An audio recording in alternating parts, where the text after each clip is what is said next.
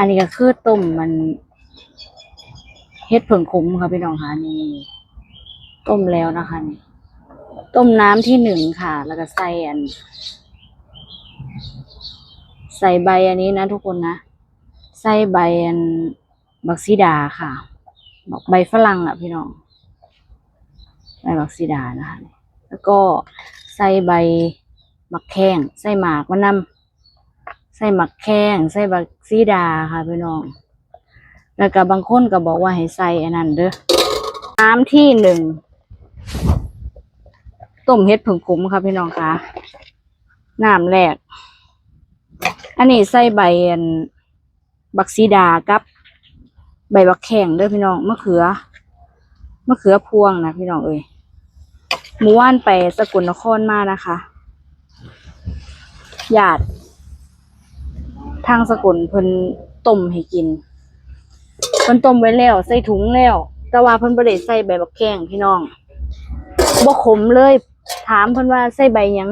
ใส่ใบกระโดนบ้านเฮาหรือว่ากระโดนปลาก็ได้พี่น้อง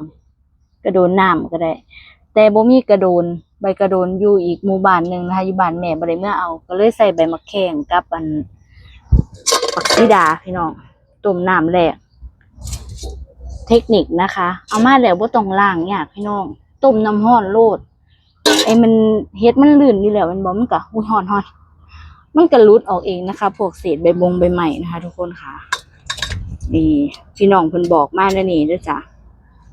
ทางพูนทางสกลพุเมื่อเยี่ยมญาติเฮ็ดออก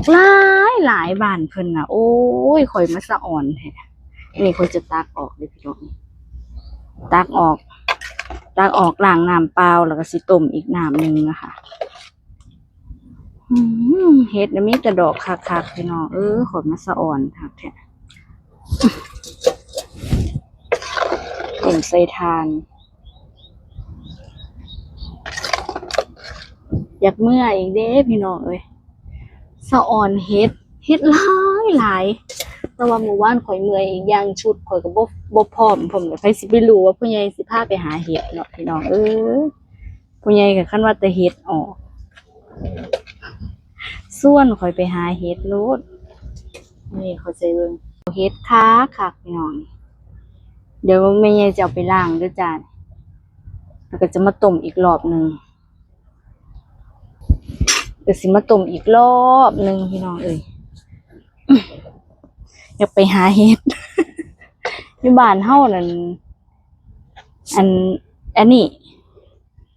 อยู่บ้านเฮานั่นคนเหลือเห็ดอยู่พุ่นเขาเจ้าเก็บนำกับบ่ทันพี่น้องเอ้ยขนาดอันมองไปเคลียร์นี่ปลาอันของยานะคะสวนยูคาลิปตัสยานะเพิ่นเคลียร์ไปวังหนึ่งไปเบิ่งอีกก็ยังเห็นโอ้ยบักหอยหอมเลยนี่บ่ได้เก็บออกพี่น้องต้มบักหอยหอมใส่น้ำเย็นก่อนใส่บักซีดาผมได้นี่ใส่หัวหน่วยบักซีดาให้มันจืด